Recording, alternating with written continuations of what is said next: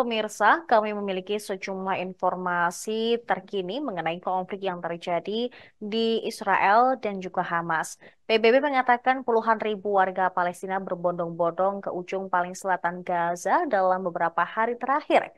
Hal tersebut untuk menghindari pemboman Israel di tengah kota Gaza yang menurut pejabat rumah sakit telah menewaskan puluhan orang hingga hari Jumat 29 Desember 2023.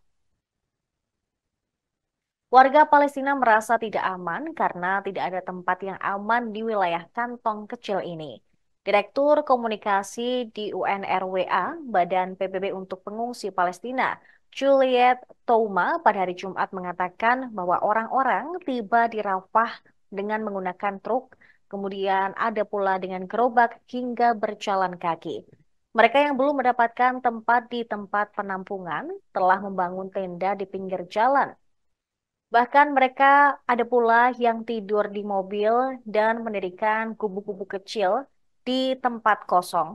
Kampanye militer Israel yang semakin meluas yang telah meratakan sebagian besar wilayah utara, kini terfokus pada kem-kem pengungsi perkotaan Bureij, Nuseirat, dan Megazi di tengah Gaza. Pesawat-pesawat tempur dan artileri Israel diketahui telah meratakan bangunan-bangunan.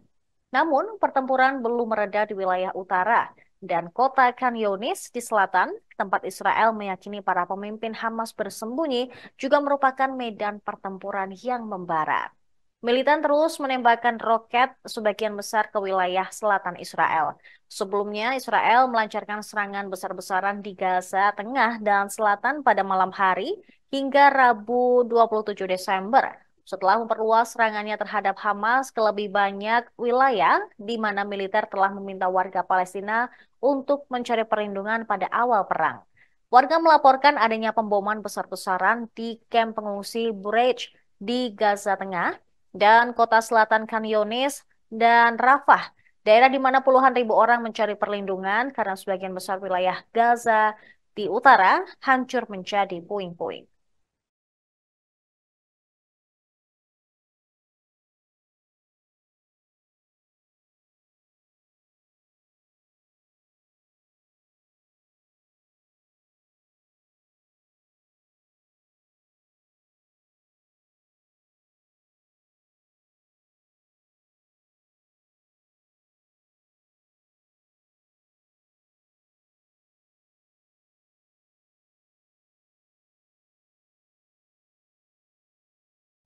Pasukan Israel menyemprotkan air sigung ke warga Palestina dan jemaah sholat Jumat pada hari Jumat ini di lingkungan Wadi Al-Jos di Yerusalem.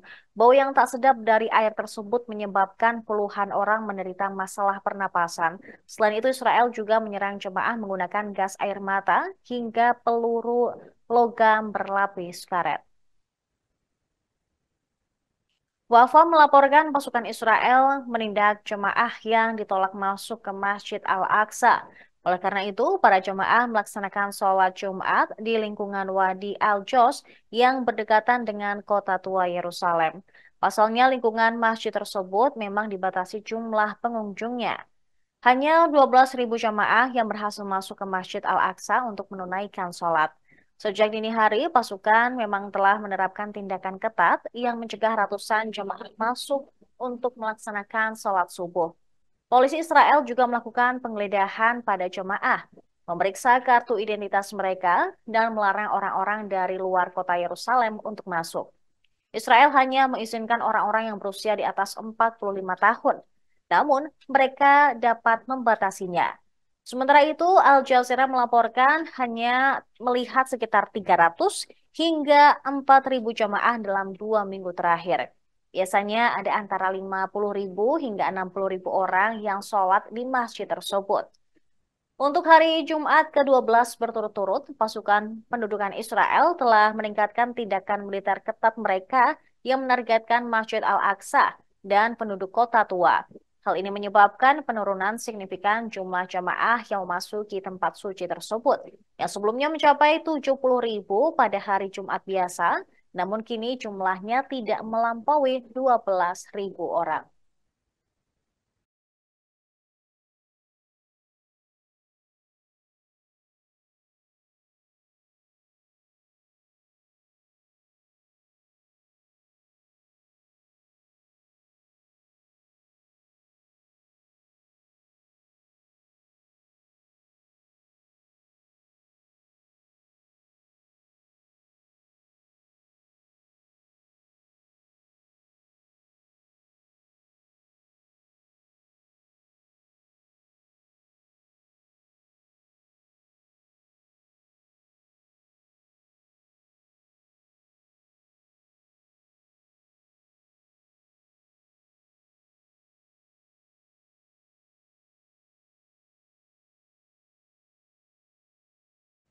Pemirsa, Israel dilaporkan telah menghabiskan dana perang di Gaza sebesar 66 miliar shekel atau sekira di 283 triliun rupiah.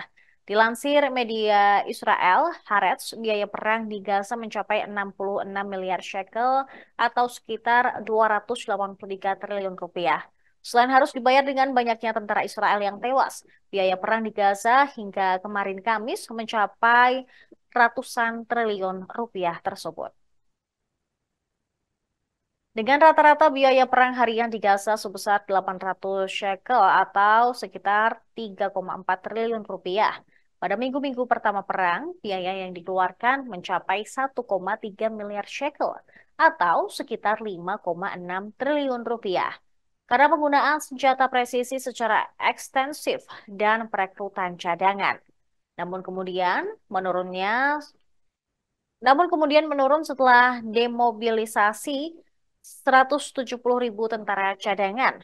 Pengeluaran untuk pembelian senjata dari perusahaan militer Israel berjumlah 20 miliar shekel atau sekitar 85,9 triliun rupiah. Dan juga 5 miliar shekel, sekitar 21,5 triliun rupiah untuk pembelian senjata dari luar negeri. Diketahui jumlah korban tewas di Gaza naik lagi menjadi lebih dari 21.000 orang. Kementerian Kesehatan di Gaza yang dikuasai Hamas pada hari Jumat 29 Desember 2023 mengatakan, sedikitnya 21.507 yang sudah tewas sejak perang dengan Israel meletus hampir 12 pekan lalu. Kementerian Kesehatan di Gaza juga mengungkap jumlah korban terluka akibat serangan Israel yang kini mencapai 55.915 orang.